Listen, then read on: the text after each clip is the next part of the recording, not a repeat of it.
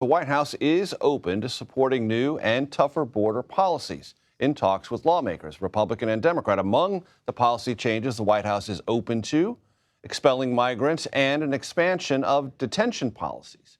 Some progressive Democrats are not happy about this and are beginning the process of attempting to push back on those potential changes. CBS News senior White House and political correspondent Ed O'Keefe joins us with that angle on the story. Ed, pick it up from there.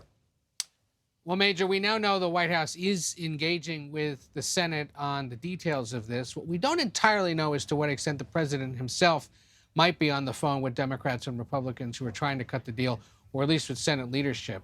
One thing that has been exposed over the course of this week, though, is that whenever the president tries to push an issue back to the middle, it, of course, upsets progressives in his party. He's done that again this week, in part because there aren't as many of them in the Senate in positions of negotiating power to sort of conduct those talks. And they've been boxed out of this, of course, because they're not necessarily in the Senate. The other group that got a little ticked off about all this week is the growing number of Latino lawmakers in the Democratic House and Senate caucuses whose numbers are growing, but whose level of seniority is such that they don't still necessarily have direct oversight or leadership of matters of appropriations, budget, homeland security, border security. So they're not naturally, and they're not a standout moderate deal cutter.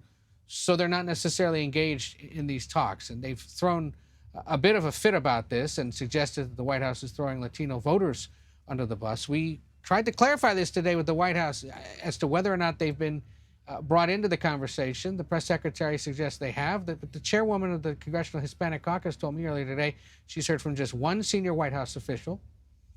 The Hispanic Caucus, after requesting a briefing on all of this, has not received one yet, and they are not being brought up to speed, which may not matter ultimately in the vote count, but certainly matters in the broader politics and the White House's relationship with Congress and with members of its own party.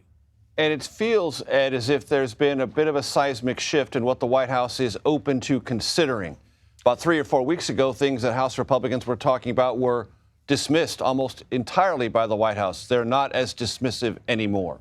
And Republicans point out and make a valid point that the White House was silly to be doing that because it was the president, when he made this initial emergency spending request, that included requests for more money for border security and changes potentially in border policy, opened the door to it himself by putting it in that original package. And the White House presumed that by extending that olive branch, Republicans would be fine to just provide a little more money.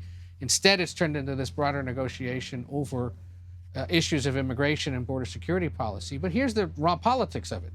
You look at our CBS News poll out this week, 20% of Americans now say immigration and border issues are the top concern. That's the second issue on the list now, just behind inflation. It has shot up, higher than gun violence, higher than concerns about the state of democracy, or the state of abortion access, or the war in Gaza. So the White House looks at all this, and our polling isn't the only one saying it, and says, we got to act on it. Oh, by the way, thousands, if not tens of thousands of people are crossing the U.S.-Mexico border every day.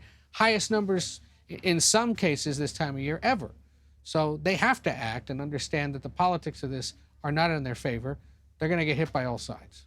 Ed, you mentioned the war in Gaza. The president said today he wants Israel to be more careful. Can you expand upon that?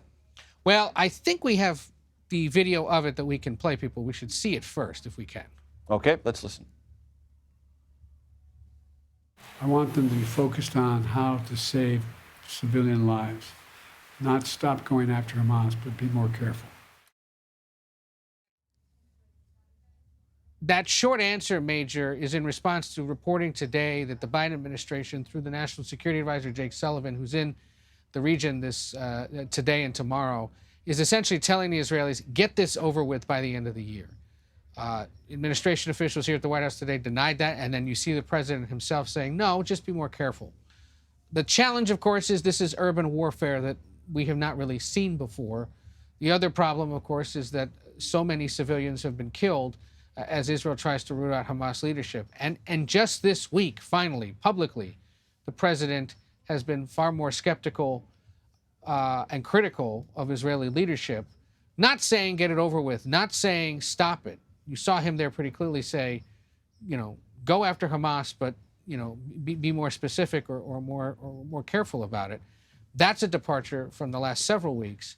but again, is rooted in domestic politics. He's heard and seen in polling members of his own party increase their opposition to his support for Israel. And the world over is quite concerned about this. Even at the UN this week, there were attempts to stop all this. And of course, the U.S. stepped in and tried to stop it. So another big challenge for him amid all the others. Ed O'Keefe coming to us from the North Lawn of the White House. Thanks so very much.